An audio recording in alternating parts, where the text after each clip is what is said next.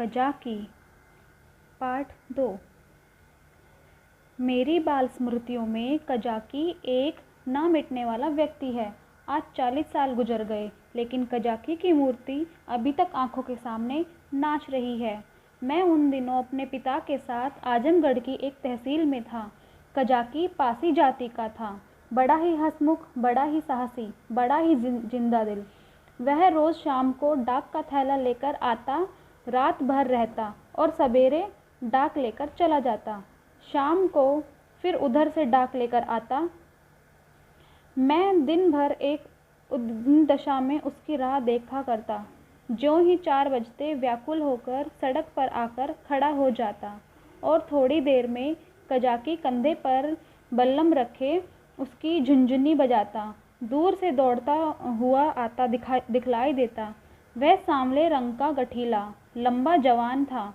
शरीर सांचे में ऐसा ढला हुआ कि चतुर मूर्तिकार भी उसमें कोई दोष ना निकाल सकता। उसकी छोटी छोटी मूछें उसके सुडौल चेहरे पर बहुत अच्छी मालूम होती थी। मुझे देखकर वह और तेज दौड़ने लगता। उसकी झुनझुनी और ज़ोर से बजने लगती और मेरे हृदय में और ज़ोर से खुशी की धड़कन होने लगती।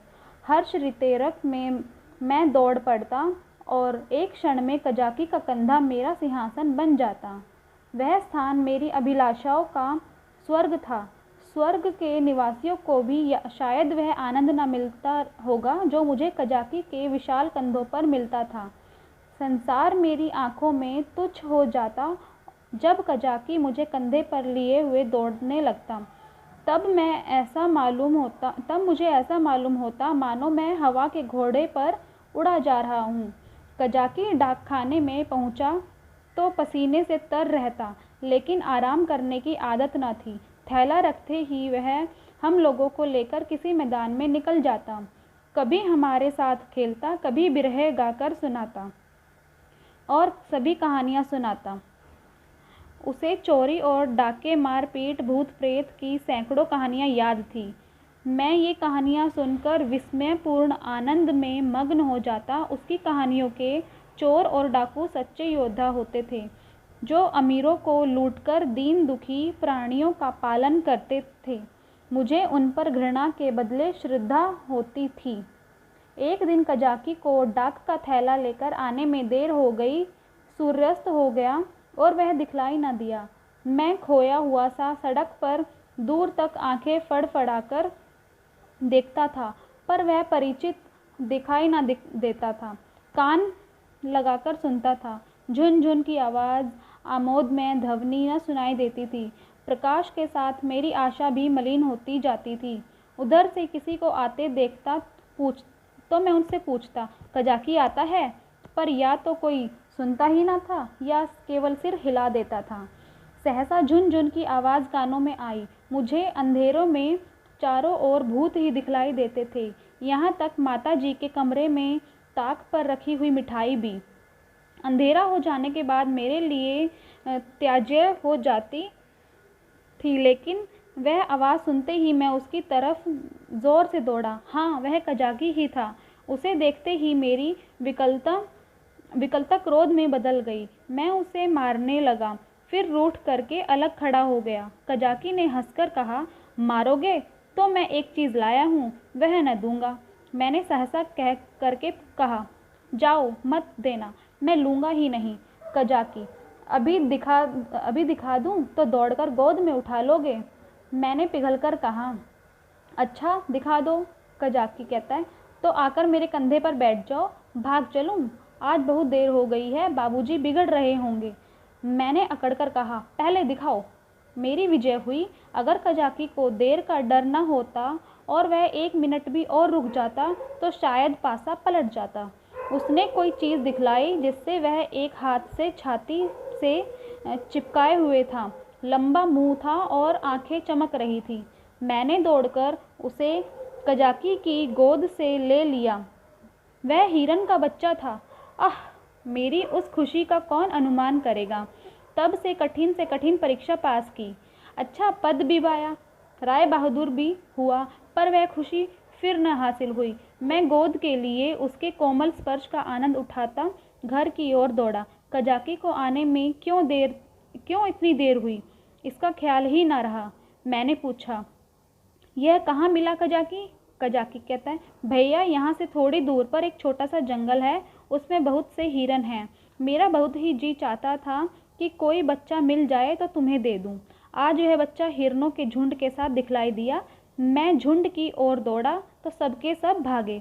यह बच्चा भी भागा, लेकिन मैंने पीछा न छोड़ा और हिरन तो बहुत दूर निकल गए। यही पीछे रह गया। मैंने इसे पकड़ लिया। इसी की वजह से इतनी देर हुई। यूँ बातें करते हुए दोनों डाकखाने पहुँचे। बाबूजी ने मुझे ना देखा, हिरन के बच्चे को भी ना देखा। कजाकी ही पर उनकी निगाह पड़ी। बिगड़कर बोले, आज इतनी देर कहाँ लगाई? अब थैला लेकर आया है, उसे लेकर क्या करूं? डाक तो चली गई। बता, तूने इतनी देर कहाँ लगाई? कजाकी के मुंह में आवाज़ न निकली। बाबूजी ने कहा, तुझे शायद अब नौकरी नहीं करनी है, नीच है ना, पेट भरा तो मोटा हो गया, जब भूखों मरने लगेगा तो आंखें खुलेंगी। कजाकी चुपचाप खड़ा रहा। बाबूजी का क्रोध और बढ़ा। बोलो, अच्छा थैला रख दे और अपने घर की राह ले। सूअर, अब डाक लेके आया है, तेरा क्या बिगड़ेगा? जहाँ चाहेगा मजूरी कर लेगा, माथे तो मेरे जाएगी। जवाब तो मुझे तलब करना होगा। कजाकी ने रुआंसे होकर कहा, सरकार, अब कभी देर ना होगी। बाबूजी ने कहा, आज क्यों देर की, इसका जवाब दे। कजाकी के पास इसका कोई जवाब ना था। आश्चर्य तो यह था कि मेरी भी जबान बंद हो गई। बाबूजी बड़े गुस्सेवार थे, उन्हें काम बहुत करना पड़ता था, इसी से बात बात पर झुंझला पड़ते थे। मैं तो उनके सामने कभी जाता ही ना था। वह भी मुझे प्यार न करते थे। घर में केवल 2 बार घंटे भर के लिए भोजन करने ही आते थे। बाकी सारे दिन दफ्तर में लिखा करते थे। उन्होंने बार बार एक सहकारी के लिए अफसरों से विनय की थी, पर इसका कुछ असर न हुआ था। यहाँ तक कि तातील के दिन भी बाबूजी दफ्तर में ही रहते थे। केवल माता जी उनका क्रोध शांत करना जानती थी, पर वह दफ्तर में कैसे आती? बेचारा कजाकी उसी वक्त मेरे देखते देखते निकाल दिया गया। उसका बल्लम, चपरास और साफा छीन लिया गया और उसे डाकखाने से निकाल जाने का नादिर हुक्म सुना दिया गया। उस वक्त मेरा ऐसा जी चाहता था कि मेरे पास सोने की लंका होती तो कजाकी को दे देता, पर बाबूजी को दिखा देता कि आपके निकाल देने से कजाकी का बाल भी बांका नहीं हुआ। किसी योद्धा को अपनी तलवार पर जितना घमंड होता है, उतना ही घमंड कजाकी को अपनी चपरास पर था। जब वह चपरास खोलने लगा तो उसके हाथ कांप रहे थे और आंखों से आंसू बह रहे थे। और इस सारे उपद्रव की जड़ वह कोमल वस्तु थी जो मेरी गोद में मुंह छिपाए ऐसे चैन से बैठी हुई थी, मानो माता की गोद में हो। जब कजाकी चला तो मैं धीरे धीरे उसके पीछे पीछे चला। मेरे घर के द्वार पर आकर कजाकी ने कहा, भैया अब घर जाओ, सांझ हो गई। मैं चुपचाप खड़ा अपने आंसुओं के वेग को सारी शक्ति में दबा रहा था। कजाकी फिर बोला, भैया मैं कहीं बाहर थोड़ी ही चला जाऊंगा, फिर आऊँगा और तुम्हें कंधे पर बिठाकर कुदवाऊँगा। बाबूजी ने नौकरी ले ली है तो क्या इतना भी न करने देंगे? तुमको छोड़कर मैं कहीं न जाऊँगा। भैया जाकर अम्मा से कह दो कजाकी जाता है, उसका कहा सुना माफ़ करे। मैं दौड़ा और घर गया, लेकिन अम्मा जी से कुछ कहने के बदले बिलख बिलख कर रोने लगा। अम्मा जी रसोई से बाहर निकल कर पूछने लगी, क्या हुआ बेटा, किसने मारा? बाबूजी ने कुछ कहा है क्या? अच्छा रह तो जाओ, आज घर आते हैं पूछती हूँ, जब देखो मेरे लड़के को मारा करते हैं। चुप रहो बेटा, अब तुम उनके पास कभी मत जाना। मैंने बड़ी मुश्किल से आवाज़ संभाल कर कहा, अम्मा कजाकी। अम्मा ने समझा कजाकी ने मारा है, बोली, अच्छा आने दो कजाकी को, देखो खड़े खड़े निकलवा देती हूँ, हर कारा होकर मेरे राजा बेटा को मारे। आज ही तो साफा बल्लम सब छिनवा लेती हूँ। मैंने जल्दी से कहा, नहीं, कजाकी ने नहीं मारा, बाबूजी ने उसे निकाल दिया है, उसका साफा बल्लम छीन लिया, चपरास भी ले ली। अम्मा यह तुम्हारे बाबूजी ने अम्मा कहती है, फिर यह तुम्हारे बाबूजी ने बहुत बुरा किया। वह बेचारा अपने काम में इतना चौकस रहता है, फिर उसे क्यों निकाला? मैंने कहा। आज उसे देर हो गई थी। यह कहकर मैंने हिरन के बच्चे को गोद से उतार दिया। घर में उसके भाग जाने का भय न था। अब तक अम्मा जी की निगाह भी उस पर न पड़ी थी। उसे फुदकते देखकर वह सहसा चौंक पड़ी और लपक कर मेरा हाथ पकड़ लिया कि कहीं वह भयंकर जीव मुझे काट न खाए। मैं कहाँ तो फूट फूट कर रो रहा था और कहाँ अम्मा की घबराहट देखकर खिलखिलाकर हंस पड़ा। अम्मा, अरे यह तो हिरन का बच्चा है, कहाँ मिला तुम्हें? मैंने हिरन के बच्चे का सारा इतिहास और उसका भीषण परिणाम आदि से अंत तक सुनाया। अम्मा, यह इतना तेज भागता था कि कोई दूसरा होता तो हाथ ही ना आता। सन सन हवा की तरह उड़ता चला जाता था। कजाकी 5-6 घंटे तक इसके पीछे दौड़ता रहा, तब कहीं जाकर यह बच्चा मिला। अम्मा जी, कजाकी की तरह कोई दुनिया भर में नहीं दौड़ सकता। इसी से तो देर हो गई है। इसलिए बाबूजी ने बेचारे को निकाल दिया है। चपरास, साफा, बल्लम सब छीन लिया है। अब बेचारा क्या करेगा? भूखों मर जाएगा। अम्मा ने पूछा, कहाँ है कजाकी? जरा उसे बुला तो लाओ। मैंने कहा, बाहर तो खड़ा है, कहता था अम्मा जी से मेरा कहा सुना माफ़ करवा देना। अब तक अम्मा जी मेरे वृत्तांत को दिल लगी समझ रही थी। शायद वह समझती थी कि बाबूजी ने कजाकी को डांटा होगा। लेकिन मेरा अंतिम वाक्य सुनकर संशय हुआ कि सचमुच तो कजाकी बर्खास्त नहीं कर दिया गया। बाहर आकर कजाकी कजाकी पुकारने लगी, पर कजाकी का कहीं पता न था। मैंने बार बार पुकारा, लेकिन कजाकी वहाँ ना था। खाना तो मैंने खा लिया। बच्चे शौक में खाना नहीं छोड़ते, खासकर जब रबड़ी भी सामने हो। मगर बड़ी रात तक पड़े सोचता रहा। मेरे पास रुपए होते तो 1 लाख रुपए कजाकी को दे देता और कहता, बाबूजी से कभी मत बोलना, बेचारा भूखों मर जाएगा। देखूं कल आता है कि नहीं। अब क्या करेगा कर, मगर आने का तो कह कर गया है। मैं कल उसे अपने साथ में खाना खिलाऊंगा। यही हवाई किले बनाते बनाते मुझे नींद आ गई। दूसरे दिन मैं दिन भर अपने हिरन के बच्चे की सेवा सत्कार में व्यस्त रहा। पहले उसका नामकरण संस्कार हुआ। मुन्नू नाम रखा गया। फिर मैंने उसका अपने हमजोलियों और सहपाठियों से परिचय करवाया। दिन ही भर में वह मुझसे इतना मिल गया कि मेरे पीछे पीछे दौड़ने लगा। इतनी ही देर में मैंने उसे अपने जीवन में एक महत्वपूर्ण स्थान दे दिया। अपने भविष्य में बनने वाले विशाल भवन में उसके लिए अलग कमरा बनाने का भी निश्चय कर लिया।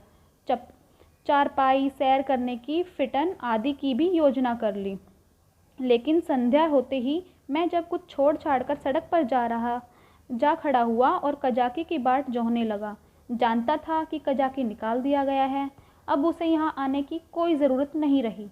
फिर भी न जाने मुझे क्यों यह आशा हो रही थी कि वह आ रहा है।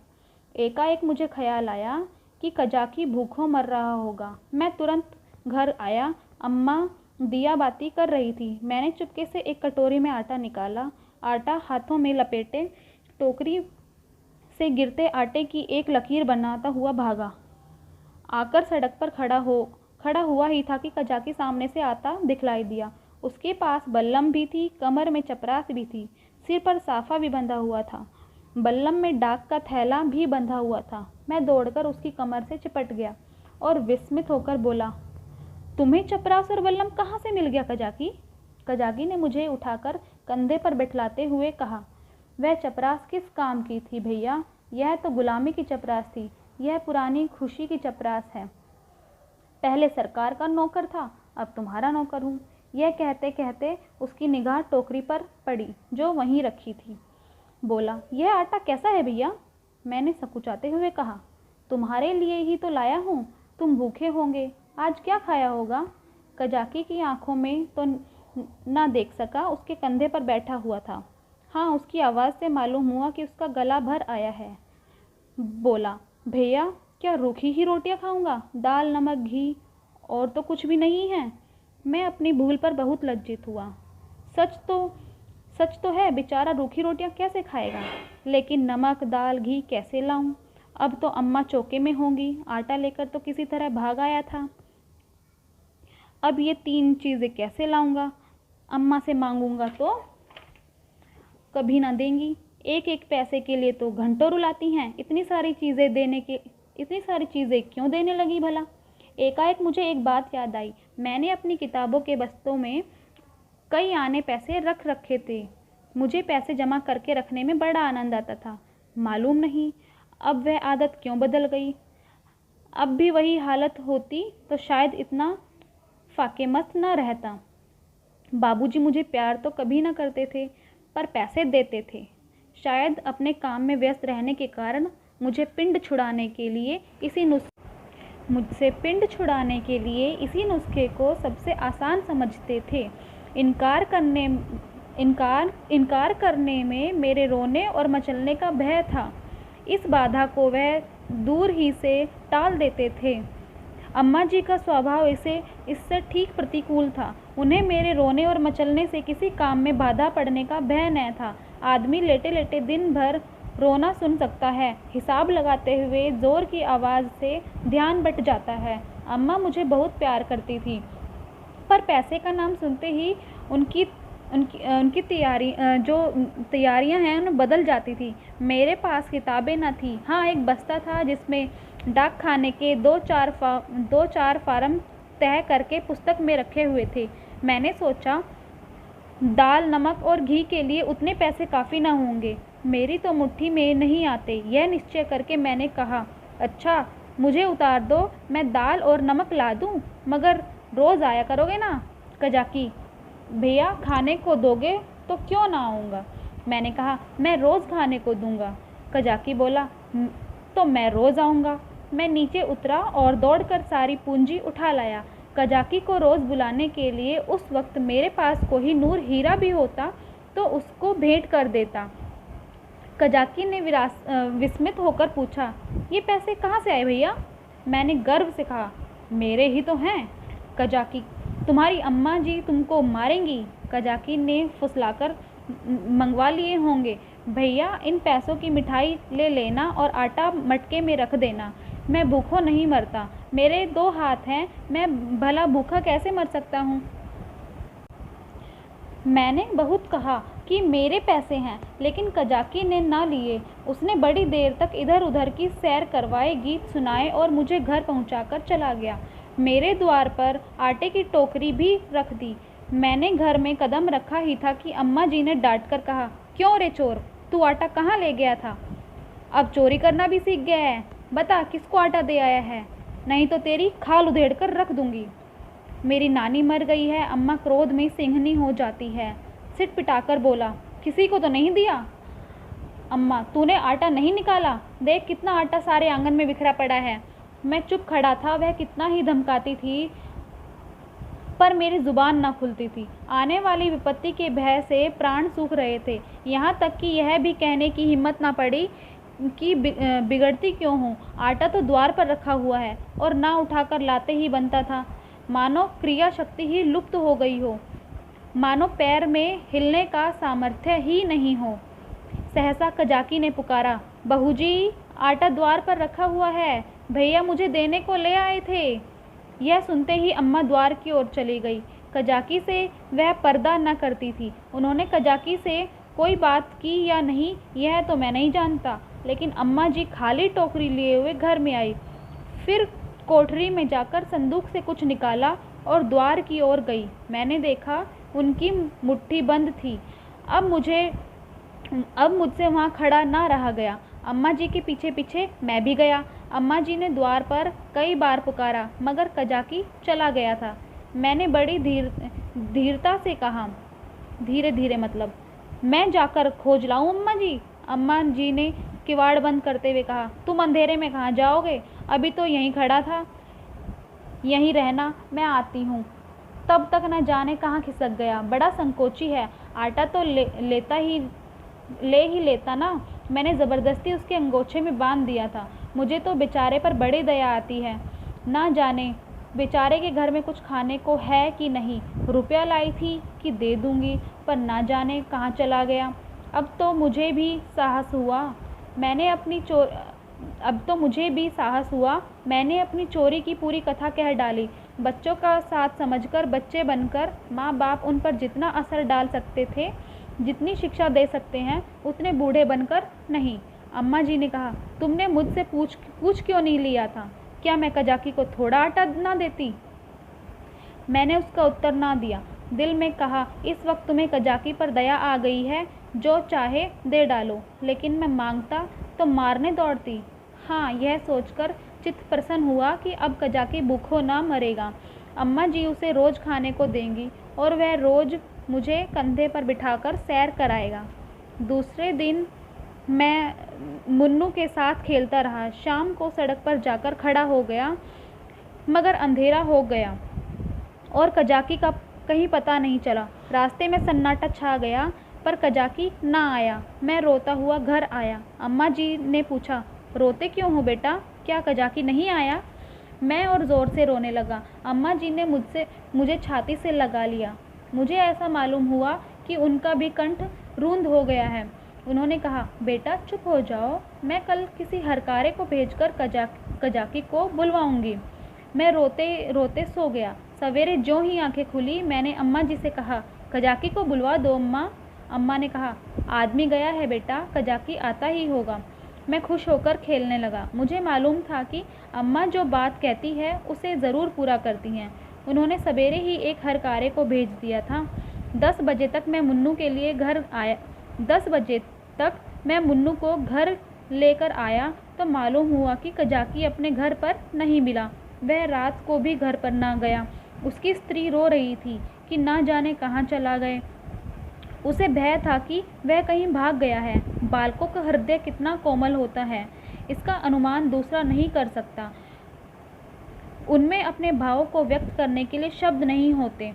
उन्हें यह भी ज्ञात नहीं होता कि कौन सी बात उन्हें विकल कर रही है, कौन सा कांटा उनके हृदय में खटक रहा है, क्यों बार बार उन्हें रोना आता है, क्यों वे मन मारे बैठे रहते हैं, क्यों खेलने में जी नहीं लगता। मेरी भी यही दशा थी। कभी मैं घर आता, कभी बाहर जाता, कभी सड़क पर जा पहुंचता। आंखें कजाकी को ही ढूंढ रही थी। वह कहाँ चला गया होगा? कहीं भाग तो नहीं गया? तीसरे पहर को मैं खोया हुआ सा सड़क पर खड़ा था। सहसा मैंने कजाकी को एक गली में देखा। वहाँ वह कजाकी ही था। मैं उसकी ओर चिल्लाता हुआ दौड़ा, पर गली में उसका पता न था। न जाने किधर गायब हो गया। मैंने गली के इस सिरे से दूसरे सिरे तक देखा, मगर कहीं कजाकी की गंध तक न मिली। घर आकर मैंने अम्मा जी से यह बात कही। मुझे ऐसा जान पड़ता है कि वह यह बात सुनकर बहुत चिंतित हो गई हैं। इसके बाद 2-3 दिन तक कजाकी न दिखलाई दिया। मैं भी अब उसे कुछ कुछ भूलने लगा। बच्चे पहले दिन जितना प्रेम करते हैं, बाद में उतने ही निष्ठुर भी हो जाते हैं। जिस खिलौने पर प्राण देते हैं, उसी को 2-4 दिन के बाद पटक कर फोड़ भी देते हैं। 10-12 दिन और बीत गए। दोपहर का समय था। बाबूजी खाना खा रहे थे।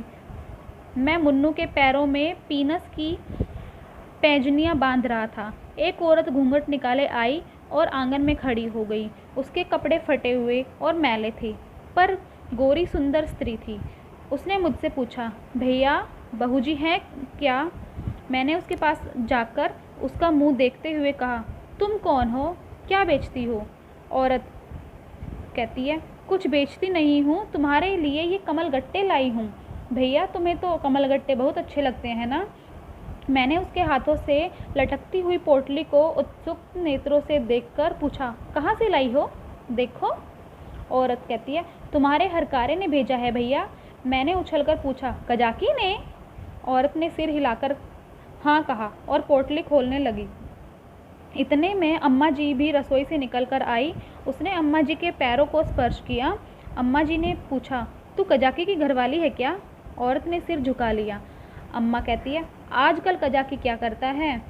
औरत ने रोकर कहा, बहू जी जिस दिन से आपके पास से आटा लेकर गए हैं, उसी दिन से बीमार पड़े हैं। बस भैया भैया किया करते हैं। भैया में ही उनका मन बसा रहता है।